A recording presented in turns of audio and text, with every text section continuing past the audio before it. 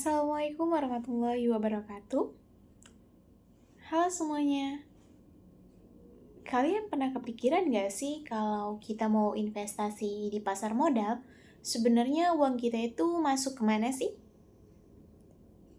Kenapa ada yang bilang investasi saham resikonya lebih tinggi, tetapi ada juga yang bilang reksadana lebih aman?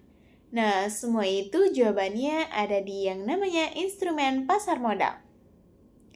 Instrumen pasar modal adalah bentuk atau produk investasi yang diperdagangkan di pasar modal. Dan masing-masing itu punya karakteristik yang berbeda. Contohnya, kalau seorang beli saham, artinya dia ikut memiliki sebagian dari perusahaan tersebut. Keuntungannya juga bisa dari dividen atau dari kenaikan harga saham. Tetapi kalau kinerja perusahaan menurun, harga sahamnya juga bisa ikut menurun.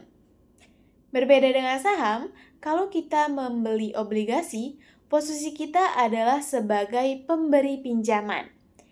Perusahaan atau pemerintah akan membayar bunga secara berkala dan pokok pinjaman dikembalikan saat jatuh tempo. Karena itulah obligasi biasanya dianggap lebih stabil dibandingkan saham. Kalau memang masih belum berani mengelola investasi sendiri, ada yang namanya reksadana.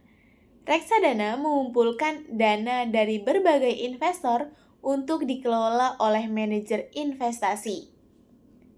Instrumen ini cocok untuk pemula karena resikonya sudah tersebar ke berbagai aset. Ada juga yang namanya instrumen derivatif, seperti kontrak berjangka dan opsi. Nah, instrumen ini biasanya digunakan untuk lindung nilai atau spekulasi, sehingga resikonya lebih tinggi dan tidak disarankan untuk investor pemula.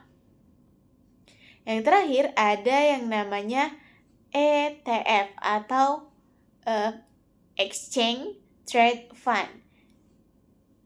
ETF ini diperdagangkan seperti saham, tetapi isinya berupa kumpulan aset seperti reksadana, jadi lebih fleksibel. Jadi, sebelum kita berinvestasi di pasar modal, sangat penting bagi kita untuk memahami instrumen yang akan kita pilih, karena setiap instrumen itu memiliki resiko dan tujuan yang berbeda-beda. Nah, itulah mengenai instrumen pasar modal. Oke, terima kasih sudah menonton video ini. And the last, wassalamualaikum warahmatullahi wabarakatuh.